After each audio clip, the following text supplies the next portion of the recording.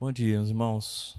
Hoje nós vamos falar sobre o acolhimento do Espírito Santo. Quem aí acho que vai ser só eu e a Eleni mesmo. A Lídia já saiu, né? Quem é da área da saúde vai saber mais ou menos o que é um acolhimento, né? O que é um acolhimento, Eleni? Você já até trabalhou com isso, fala aí pra gente. O que você faz no acolhimento?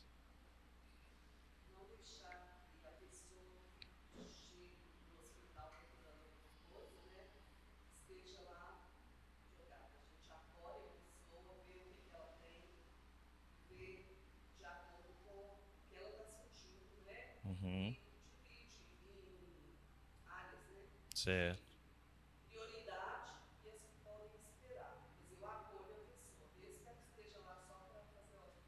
Certo. E essa pessoa que chega lá, ela está com o quê? Está com algum problema, né? Um problema de saúde. Então, quem faz esse acolhimento, ele recebe essa pessoa, faz uma classificação e encaminha essa pessoa para um profissional que vai resolver o seu problema. Classificação, isso mesmo. Então, isso é um acolhimento. E hoje nós vamos ver um acolhimento que é feito pelo Espírito Santo. E é um acolhimento um pouco diferenciado, vamos dizer assim. E hoje a gente vai estudar basicamente o que um certo teólogo chamado, que é esse daqui, é um inglês chamado Richard Sibbes. Ele era um puritano, viveu no século 17 e foi um pregador muito conhecido. E a gente vai estudar hoje a respeito da obra dele. Ele escreveu diversos livros e ele falou muito sobre o acolhimento do Espírito Santo. Vocês já devem ter ouvido falar no Lloyd Jones, né, o Martin Lloyd Jones, que é um calvinista, escreveu um livro muito conhecido, aí, o mais conhecido, que é o Sermão do Monte, que tem 325 versões. E engraçado que a gente fala de Lloyd Jones, você vai ser teólogo de peso, né? E olha o que ele escreveu a respeito do Richard. Ele escreveu assim, ó: eu nunca vou deixar de ser agradecido a ele, que foi um bálsamo para minha alma em determinado período da minha vida, quando eu estava sobrecarregado e extremamente exaurido, e, portanto, sujeito de modo incomum aos ataques do diabo. Então, foi a importância desse teólogo na vida de Lloyd Jones e de diversos outros, e foi assim na minha vida quando eu estava estudando, e eu creio que vai ser na sua também, porque foi um pregador fiel.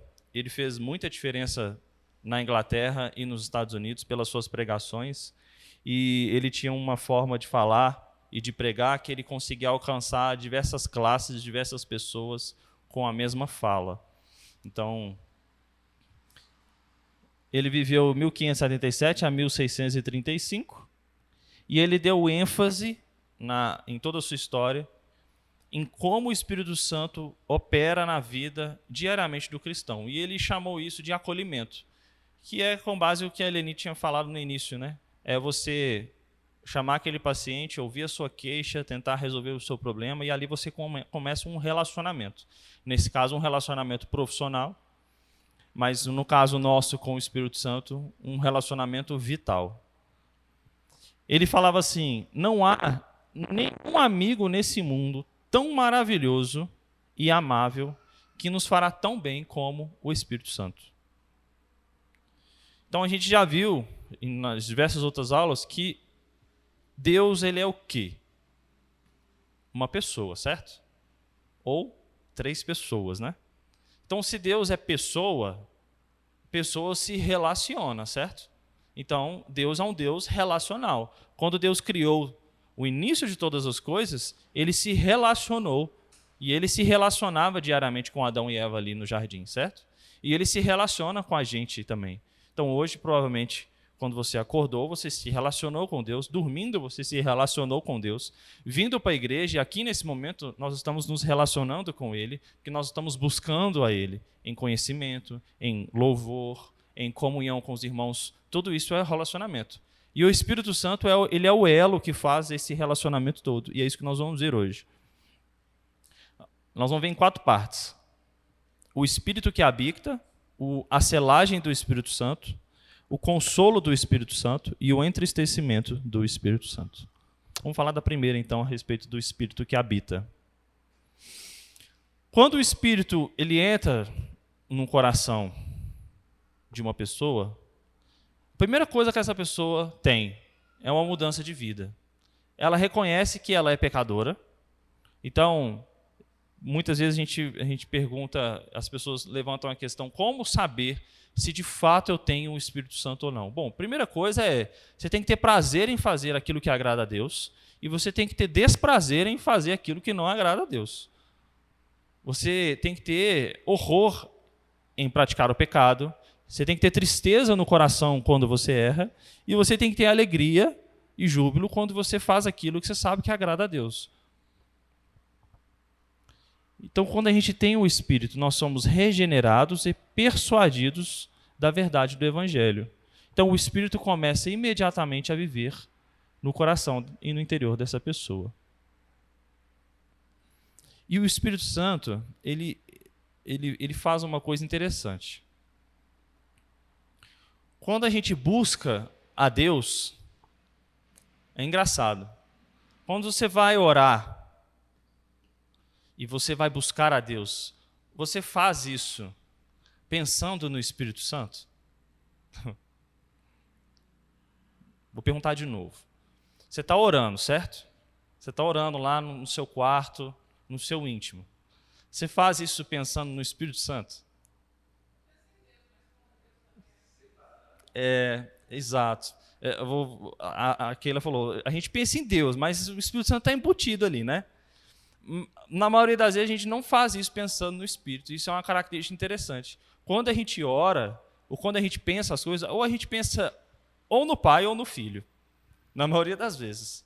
Ou a gente ora pedindo a Deus Pai, que é o detentor de todos os planos, ou a gente ora pensando em Cristo Jesus, que é quem a gente tem acesso ao Pai, certo? É aquele que se sacrificou, se fez homem e morreu por nós. E muitas vezes a gente não faz isso pensando no Espírito. E é justamente isso que o teólogo coloca, que o Espírito Santo é o que nos une a Cristo e a Deus, e ele não chama atenção para si. E de fato isso é verdade. Se a gente pensar isso todas as vezes, quando a gente está orando, quando a gente está buscando, a gente sempre fala, oh, Deus, Deus, mas Deus, assim, num aspecto mais abstrato, ou a gente fala de Cristo, ou a gente fala de Jesus. A gente não chama tanta atenção assim para o Espírito Santo. E ele fala o seguinte, ó, o Espírito santifica e purifica e faz tudo a partir do Pai e do Filho e nos une ao Pai e ao Filho. Em primeiro lugar ao Filho e depois ao Pai. Pelo que a própria palavra de Deus diz, fala, e ninguém vem ao Pai senão por mim. E porque toda comunhão que temos com Deus se dá por intermédio do Espírito Santo.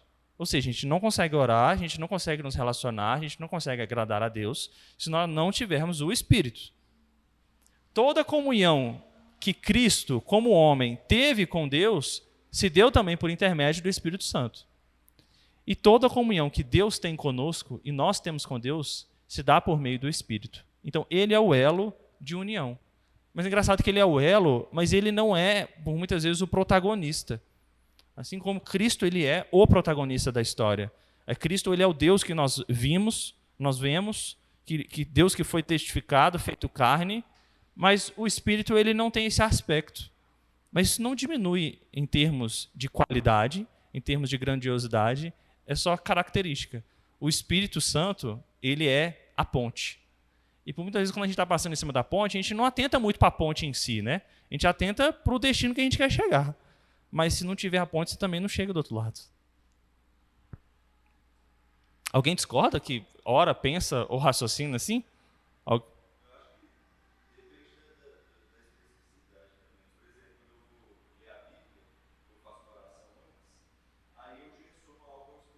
Aham. Uhum. Sim. Sim.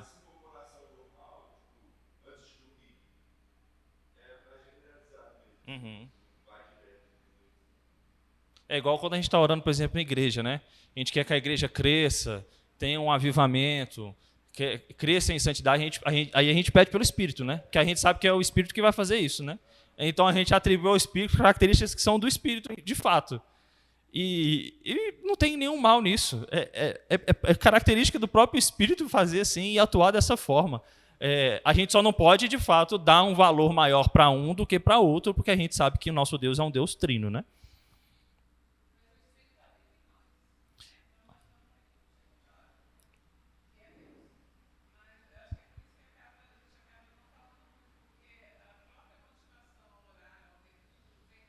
Uhum. E vem dele. E o papel dele é justamente nos levar para Deus Filho, que nos leva para Deus Pai. Existe esse caminho, né?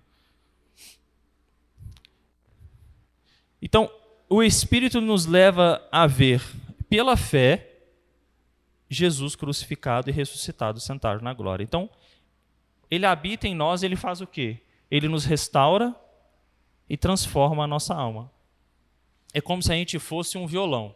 Então, semana passada ou retrasada, o pastor estava lá em casa e o violão fez o quê? Arrebentou a corda, certo? Então, para um bom ouvido, vai saber que não estava muito bem alinhado, ajustado. Dá para ouvir? Dá para ouvir. É uma base para conduzir? É. Mas falta algo, né? Falta uma corda. E hoje está com corda. E a gente é como se fosse um instrumento também. E quando a gente não tem o Espírito, é como se a gente tivesse corda nenhuma. E aí, com o passar da nossa vida, Deus vai colocando as cordas, vai afinando, vai ajustando. E a gente só vai conseguir ter um som perfeito e nítido, sincronizado, quando Jesus voltar. Que aí sim, vai ser todo o povo de Deus, todos os eleitos, cantando a mesma música, na mesma sincronia, nas mesmas notas, cantando tudo perfeitamente. Tem um livro que chama do Tolkien, eu não sei se é o Silmarillion ou qual que é deles, que eu confundo os nomes. Mas ele faz até uma alegoria a respeito da queda. E a queda, para ele trata até dessa forma. Existiam as criaturas celestiais e que, em algum momento, uma dessas criaturas ela saiu do tom. E ela saiu do ritmo. E como ela saiu do tom e saiu do ritmo, ela quis chamar a atenção mais para si. E ela quis cantar mais alto, e todos os outros continuaram. E é uma representação dele a respeito do diabo. O diabo foi assim. Ele quis ser o protagonista daquele coral, mas o coral ele estava cantando para Jesus. Então é uma forma alegórica de explicar isso. Então a gente só vai ter esse afinamento bem, bem fino do nosso instrumento quando Jesus voltar. E a gente sabe que a gente vai conseguir cantar perfeitamente no tom certo, porque o afinador é o próprio Espírito Santo. Alguma dúvida aí?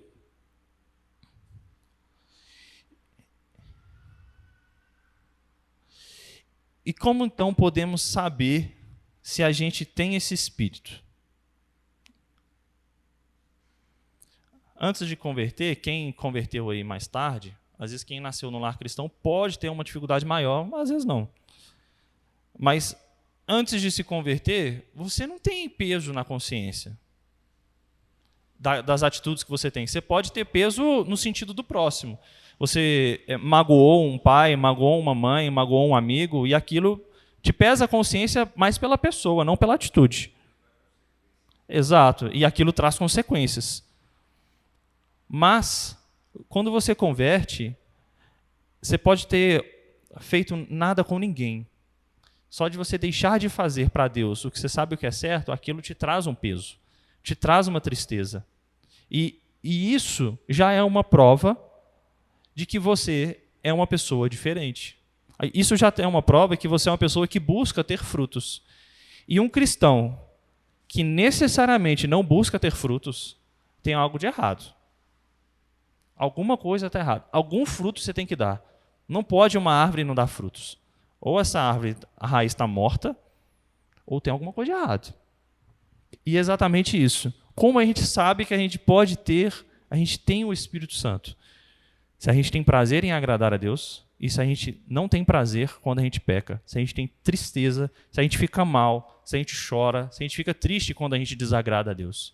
Isso é algo bom, porque, vamos pensar, se o Espírito é uma pessoa, e essa pessoa mora em nós, e essa pessoa se relaciona conosco, essa pessoa que está em nós se relaciona com a gente, ela não quer nada do que não é dela, do que é pecado. Então, se nós colocamos algo na nossa vida que não pertence ao Espírito, a gente tira o Espírito em grau, a gente diminui e se afasta um pouco dele e coloca outra coisa no lugar. Isso traz tristeza. E por que isso traz tristeza? Porque nós, a partir do momento que temos o Espírito, nós somos dele. Esse é o selo. Como nós somos dele, a gente pode até se afastar um pouco, tomar atitudes um pouco tortuosas, mas a gente vai continuar sendo dele. E esse é o sentido de tristeza. Imagina uma criança quando ela fica sem o pai e sem uma mãe. Sabe quando aquela criança está no shopping e o shopping está lotado? E aí a criança fica teimando, né? Como a minha filha. Fica teimando de não dar a mão para o pai e para a mãe e quer sair correndo. Fala assim, eu vou dar um susto nessa menina. Aí você deixa ela andar um pouquinho. Aí você fica de olho. Aí ela anda um pouquinho. Quando ela vê, ela está sozinha. Ela regala um olho desse tamanho, entra em desespero. Por quê? Porque ela está desamparada. Ela andou, ela percebeu que ela está sozinha. E ela pertence a quem? Aos pais. Com o Espírito é exatamente assim.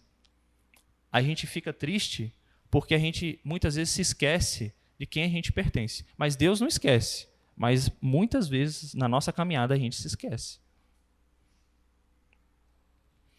Então, tudo aquilo que a gente faz que agrada a Deus é um sinal de que o Espírito está em nós. Então, o governo do Espírito ele não é percebido imediatamente. Quando, principalmente quem tem uma conversão mais tardia, adolescência, ou é um adulto, ou é um idoso, tem coisas que são difíceis, às vezes, de ser vencidas, né? Se você pegar umas pessoas do interior, pega lá no interior de Minas, tem aquelas tradições muito rígidas, e algo que é totalmente natural da vida da pessoa, é difícil ela se desagarrar daquilo. Pessoas, às vezes, que têm o costume de falar palavrão, ele leva um tempo para aquilo ir moldando na vida dele. E não tem nada de errado naquilo. O que tem de errado é a pessoa não mudar. Agora, ela levar um tempo para mudar, isso é bom, porque a gente vê mudanças na vida dessa pessoa. Quantas pessoas já entraram na igreja, entra de uma forma, e você vê depois de um tempo, a pessoa é líder na igreja. A pessoa está liderando um grupo, a pessoa está liderando uma determinada atividade na igreja, sendo que pouco tempo atrás ele não era nada, ele não tinha conhecimento de nada. Isso é o Espírito Santo. Então, muitas vezes a gente quer que aquela pessoa que tenha o Espírito, que tenha uma mudança de vida, é que essa mudança de vida seja em todas as áreas de forma brusca. A pessoa tem que completamente deixar tudo isso de lado e ser uma pessoa santa. Isso é uma ilusão. Nesse mundo, isso é uma ilusão. E assim como Paulo tinha o espinho na carne, todo mundo aqui tem um espinho na carne. Todo mundo tem um. Porque é justamente esse espinho e essa fragilidade que nos une a Deus, e que nos aproxima de Deus, e que nos faz mais dependentes de Deus. Então, a destruição da nossa natureza antiga, ela vem com a regeneração progressiva. Então, isso leva um tempo. Como Paulo diz, né? Morrer por velho homem e viver para Cristo é um processo. E esse processo tem que ser contínuo. E quando a gente tem o Espírito Santo em nós vamos ter uma coisa que se chama batalha espiritual. Se a gente não vivesse nesse mundo, se a gente já estivesse no céu, na nova terra, estaria tudo certo. Mas não. A gente pertence a Deus, mas vive no mundo. E isso, necessariamente, gera uma batalha. Porque a gente está, como a gente está vendo no livro de Esther, a gente está num local que não é nosso. Nós somos estrangeiros aqui. Mas a gente tem aquele selo no nosso coração de quem a gente pertence. Isso gera, consequentemente, batalhas. O autor até fala uma questão interessante que onde não há conflito, não há o Espírito de Cristo. Em outras palavras, ele quer dizer o seguinte: se você vive uma vida sem nenhum tipo de batalha espiritual, sem nenhum tipo de conflito, sem nenhum tipo de dificuldade, tem alguma coisa estranha na sua vida. Ou você está enxergando o mundo de uma maneira muito perigosa, ou de fato você não tem o Espírito. Porque quem tem o Espírito se incomoda com as coisas que há nesse mundo, se incomoda com atitudes que existem nesse mundo, com o mal que há nesse mundo, e luta, crava uma batalha para ser luz nesse mundo. Então ele fala que a transformação no cristão é acompanhada de lutas exteriores e interiores. E o campo de batalha é a nossa alma, mas a gente tem a certeza de que a vitória final é certa, porque quem luta é o próprio Espírito. Então, nossos inimigos presentes como carne, mundo e diabo, eles batalham sem cessar para destruir esse fundamento. E o fundamento é o quê? É o Espírito, aquele que nos cela. Mas a gente sabe que eles não vão conseguir. Em Romanos 8,13, que a gente leu, está escrito assim, ó. Porque se viverdes segundo a carne, caminhais para a morte. Mas se pelo Espírito mortificardes os feitos do corpo, certamente vivereis. Então, quando a gente vive para o Espírito e pelo Espírito, a nossa vitória é certa. Por mais que a gente passe por batalhas, tristezas, choros, a gente sempre vai ter aquele Espírito que nos acolhe, aquele Espírito que nos abraça, que ouve as nossas queixas e resolve os nossos problemas. Alguma dúvida até aí? Então, esse é o primeiro ponto. Vamos para o segundo, a selagem do Espírito Santo. A gente já falou várias vezes a respeito de selagem, né? Mas o autor ele é puritano, tá? Então ele tem uma linha um pouco diferente da nossa, que é a linha calvinista. Então ele tinha um pensamento a respeito de selo um pouco diferente do nosso. Nós somos selados quantas vezes? Então, imagina que nós somos uma carta, né? Quantas vezes você sela uma carta? Vamos ver só. Dependendo, se você quiser, na época, né? Pessoas colocavam aqueles selos mais raros, mais bonitos. Na época da Copa tem vários selos, né? Mas hoje em dia, como nem usa carta mais, é um só e pronto. Até porque você tem que pagar por eles, né? Nós somos selados uma vez só. E o anel e a cera, o anel é do próprio Deus, certo? É o Espírito Santo que está ali fazendo aquela marca.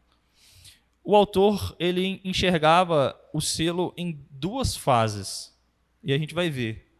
É só a título de conhecimento. A gente tem que conhecer também os outros pensamentos, até para a gente ter conhecimento para discutir a respeito disso, né? A gente não pode ficar só no nosso. O autor fala o seguinte: ele considerava a selagem do Espírito Santo em dois modos. Veja, são dois modos, mas é o mesmo selo, tá? O primeiro é uma selagem de uma vez por todas. Assim como nós cremos que nós somos selados de uma vez por todas, ele também cria nisso. Mas ele cria num selo adicional, ou numa etapa adicional. Ele falava que o segundo modo, a segunda etapa, é quando a gente atingia a maturidade espiritual. Sabe aquela pessoa que, eu não sei quem falou aqui no início, aqueles amigos de igreja, aqueles que são os companheiros, eles estão sempre lá nas festas que tem nas igrejas, nos aniversários eles estão sempre presentes. Sempre quando tem algum evento especial, tem um coral, ou às vezes tem uma santa ceia, aquela pessoa ela está lá. É o simpatizante. É aquela pessoa que ela vê só coisas boas na igreja, mas de fato ela não participa daquilo. Ela não está ali no meio daquele corpo. Mas se você falar, eu vou para a igreja hoje, ele vai bater nas suas costas e vai falar assim, bom demais, eu quero que você vá, isso é muito bom para você, mas para mim, não, hoje não, hoje não. Ele crê que essa pessoa ela não recebeu esse selo adicional. Então, o selo adicional para ele é quando a pessoa atinge essa maturidade cristã. Ele falava que essa selagem, ela não diz respeito a Deus. Ele fala, olha, Deus sabe, de fato, quem já foi selado e quem não foi selado. Quem vai ser e quem ainda não. Mas essa selagem diz respeito à pessoa. É a pessoa que não tem ainda a maturidade espiritual de saber que ela já tem esse selo ou não. Se eu perguntar aqui hoje, todo mundo tem certeza que é selado aqui? Todo mundo tem certeza que tem o Espírito Santo? É melhor, alguém não tem certeza? Todo mundo tem, né? Então, para ele, todo mundo tem essa segunda etapa também. Tá? Às vezes você perguntar para um adolescente ou para uma pessoa que às vezes chegou na igreja muito tarde e não tem muito conhecimento a respeito da doutrina, ela vai titubear. Ela vai dizer, não, eu não... Né? Então, para ele é isso. Mas a gente sabe que Calvino ele não pensava assim. E nós somos da linha calvinista. Existe um só selo, um só batismo. E uma vez selado, esse selo só vai ser aberto e rompido pelo Cordeiro, que tem o livro da vida nas suas mãos. Mas é mais uma forma didática de falar a respeito de caminhada cristã do que de doutrina em si. Pelo menos é o que eu entendi quando eu estava lendo os estudos dele. Acho que não tem tanta divergência assim a respeito doutrinário, mas ele via a vida da pessoa na caminhada cristã nessas duas etapas. E, de fato, às vezes a gente enxerga essas duas etapas na vida de alguns e de outros não. Não é, enfim, uma regra, né? Alguém quer comentar a respeito disso aí? Ficou alguma dúvida?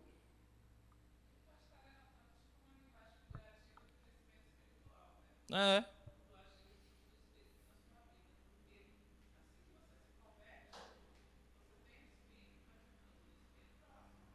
Uhum.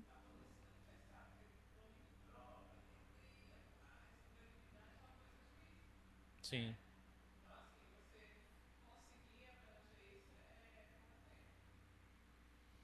E eu contava. Quando eu estava lendo, eu estava até pensando que assim, tem pessoas que recebem esse selo permanente que ele fala, mas tem pessoas que morrem sem esse amadurecimento também. Tem pessoas que passam a vida inteira na igreja, elas não têm amadurecimento cristão. Não tem. E a gente não está aqui julgando se ela tem de fato o espírito ou não tem. Mas tem muitas pessoas, uma leva grande, que passam a vida inteira na igreja, que morrem na igreja, que são veladas na igreja, mas que você não via aquele amadurecimento na vida daquela pessoa, né?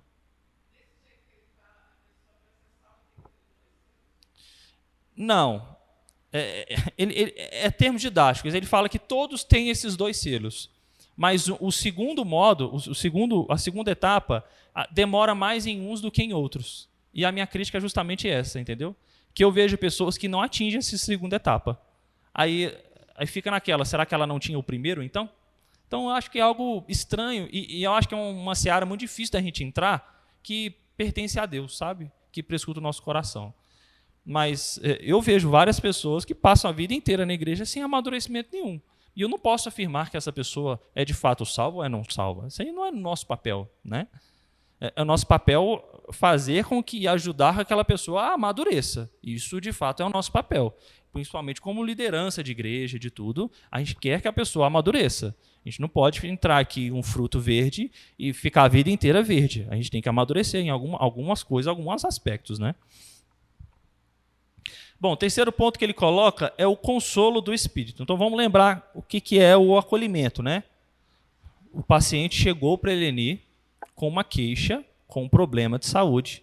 Eleni está ouvindo ali aquela queixa, vai fazer uma classificação. Então, ele está buscando o quê? Consolo, amparo, resolução dos seus problemas, certo? E assim é com o Espírito.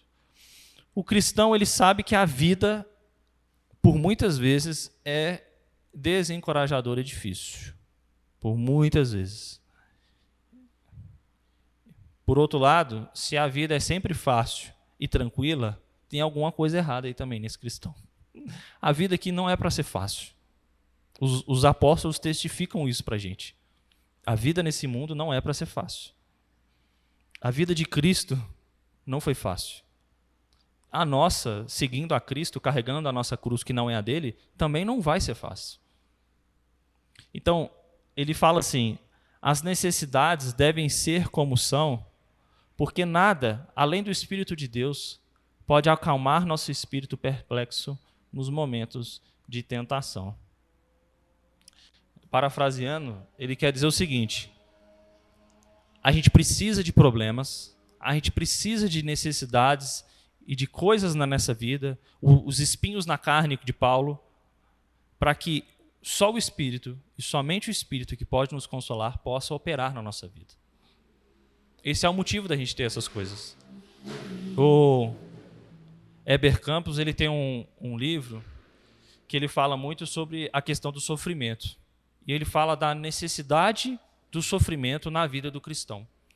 E ele fala o sofrimento que nós temos aqui e o não sofrimento que nós teremos quando Cristo voltar.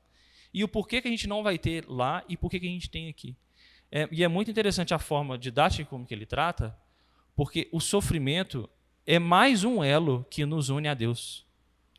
Porque quando a gente... Já viu aquela pessoa que, quando está na igreja, ela está estudando para um concurso, para passar numa faculdade, hoje, por exemplo, está no Enem. Aquela pessoa está o tempo todo ali, Não falta na igreja de jeito nenhum. Quando ela conquistou aquilo que ela precisava, ela simplesmente afastou da igreja e sumiu. Nunca mais ela voltou. E aí essa pessoa adoece. Ou então acontece alguma tragédia na família dela. A primeira coisa que ela faz é voltar para a igreja.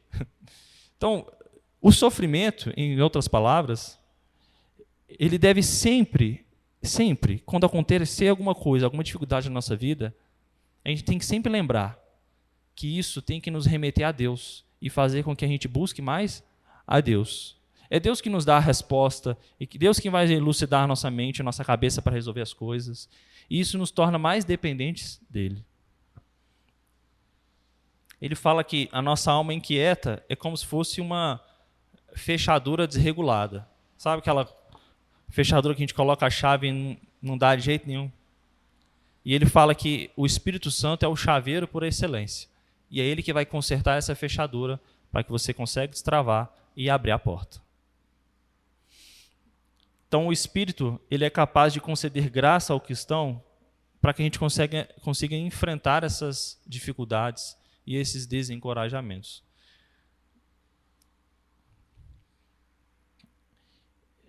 Ele é como se fosse o nosso curativo espiritual. Tá bem de enfermagem essa aula hoje, né? Acalmar a alma do cristão, acalmar a alma ajuda o cristão a recuperar a comunhão com Deus que foi destruída pela queda. Então, quando a gente está falando de sofrimento, de dependência, a gente também tem que falar do entristecimento do espírito. É o último ponto que ele coloca. Opa. Uhum.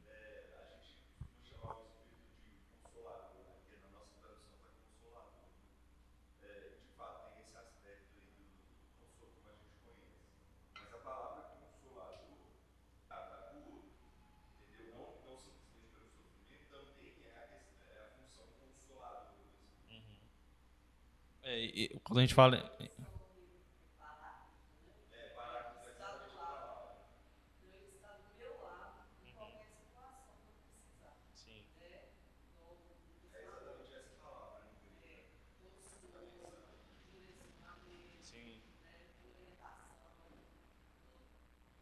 Por isso, quando eu dei aquele exemplo daquela pessoa que estava em todas as reuniões de orações, passou no concurso, passou no vestibular, ela saiu da igreja. Se de fato essa pessoa está com o Espírito, quando ela viu o nome dela sendo aprovado, a primeira coisa que ela tem que fazer é voltar para a igreja e dar graças a Deus e agradecer os irmãos pelo que ela passou. Assim, olha, e que os irmãos se alegrem junto com essa pessoa, né? Eu acho que é isso. É o oposto do sofrimento, exatamente. E quando a gente fala em exortação, muitas vezes exortação tem confronto, né? Às vezes você fala para a pessoa aquilo que ela não quer ouvir. E ela vai ter um tempo ali para digerir, né? Mas aquilo vai fazer um bem para a pessoa que a pessoa às vezes não consegue enxergar o caminho que ela está tomando. Isso acontece na vida de todo cristão, né? E ser exortado é uma coisa muito boa e é uma coisa difícil de se fazer. E é uma coisa que muitas vezes a gente não tem maturidade para fazer e para receber. Mas é uma coisa necessária na caminhada cristã. Mas alguém quer comentar aí? Então, entristecimento do espírito.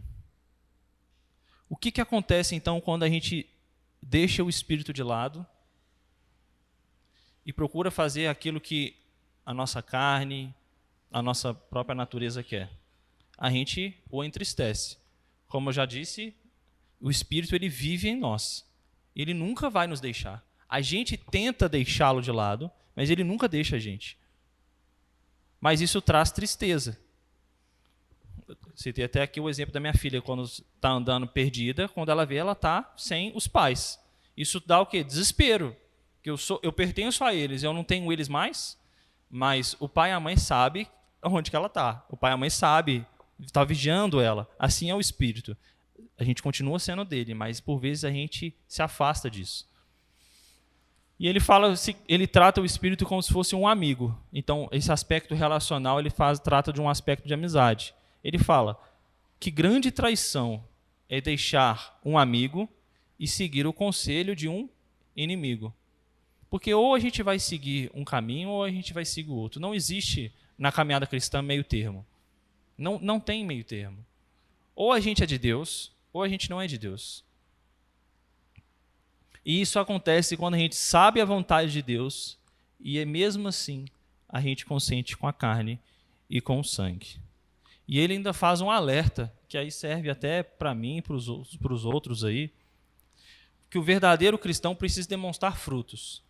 E quanto mais a gente conhece, quanto mais a gente tem conhecimento da palavra, da verdade de Deus, mais a gente vai ser cobrado por isso. Então, o peso, por isso que até um aspecto da eclesiástica da nossa igreja, existe peso para disciplinas. Então, todo pecado, ele merece punição?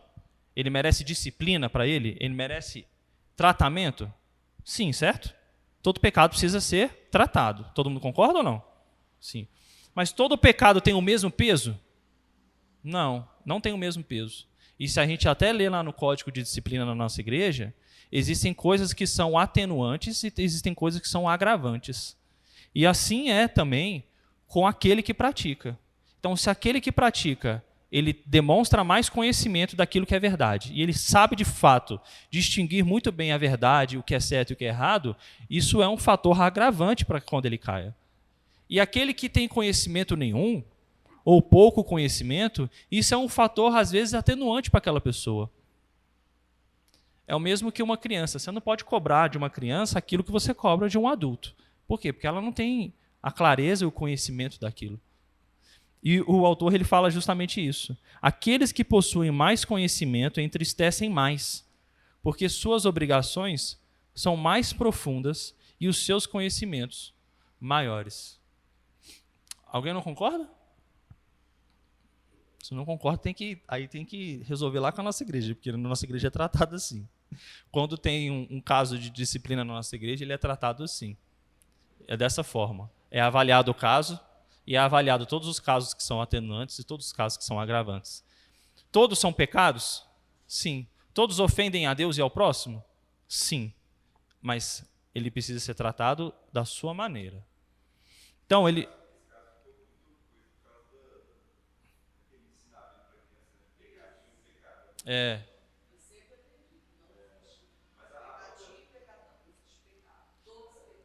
Depende do que você está falando. Isso. Isso.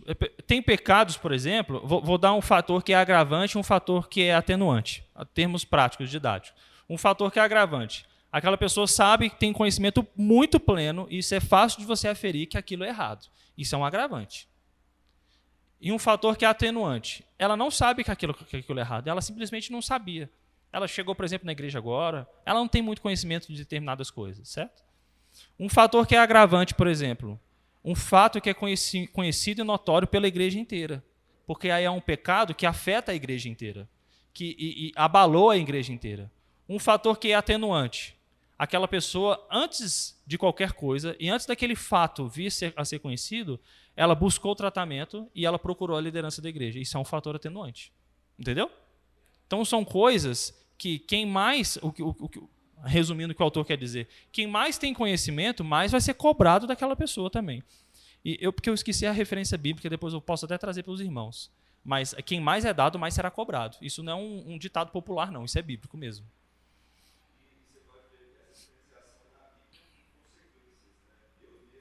Sim. Sim. Sim.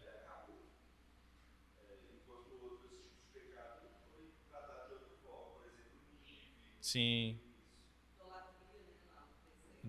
Tem aquele caso lá no Pentateuco, do suposto primeiros abortos que aconteceu na Bíblia, do homem que mandou a mulher andar e subir no alto do monte, e depois descobriram que ela estava grávida. Aí teve dois pesos. Primeiro, ele fez a mulher sofrer, depois descobriram que a mulher estava grávida. Por ela estar grávida, o peso era maior, e ele foi punido de morte. Então, existem pesos diferentes para as coisas. A Bíblia trata isso com pesos diferentes, né? Pecadinho e pecadão? Todos são pecados. Depois eu vou pegar a referência desse também. Eu mando hoje no grupo, sem falta. Então, concluindo, e alguma aplicação aqui que o autor nos passa, o relacionamento do cristão e o espírito é como se fosse um casamento ruim. Sabe aquele casamento ruim que o marido se beneficia das coisas da esposa e a esposa se beneficia das coisas do marido? Por muitas vezes o relacionamento é assim. Aquele marido que não sabe cozinhar e quando ele chega em casa morto de fome, ele só quer o prato de comida da esposa. Comeu, levantou, foi embora. Aquela esposa que não sabe consertar determinada coisa em casa, não sabe resolver um problema de um carro, não sabe resolver tal coisa, o marido resolve e para ela acabou. É isso que eu preciso.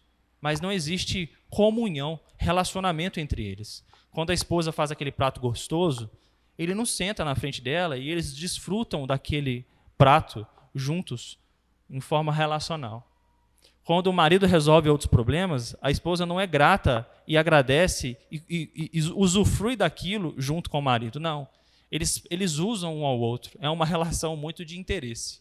O marido usa a mulher e a mulher usa o marido. E, por vezes, a nossa vida, a nossa caminhada é um pouco interesseira. Por vezes, a nossa natureza nos leva a isso. E às vezes a gente deixa o espírito e deixa de usufruir coisas junto com Deus e coloca o nosso eu na frente. Então ele fala que a gente deve empenhar e valorizar dia a dia o Espírito Santo na nossa vida. E a nossa comunicação diária com Deus é através de duas coisas, que é a oração e a leitura da palavra. E o Espírito age em nós por meio desses dois elementos, da oração e da leitura. Então, se a gente deixa de orar, se a gente deixa de ler a palavra, a gente deixa de buscar a Deus, a gente coloca o Espírito de lado. Amém? Alguém? Alguma coisa?